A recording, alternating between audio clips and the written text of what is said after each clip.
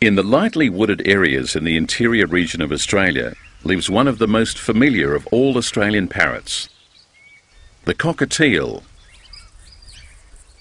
Second only to the budgie in popularity as a cage bird, cockatiels take advantage of man-altered habitats.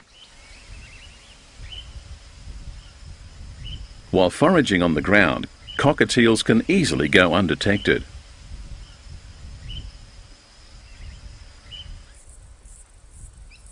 Males and females have dramatically different plumages.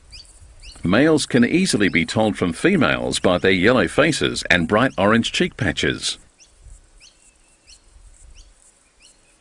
This pair has chosen a location with a view overlooking an outback river.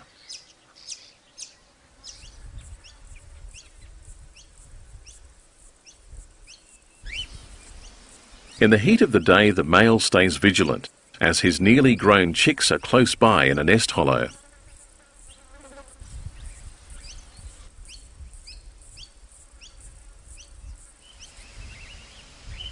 Seeing such a familiar cage bird flying wild and free in its native Australia is an unforgettable experience.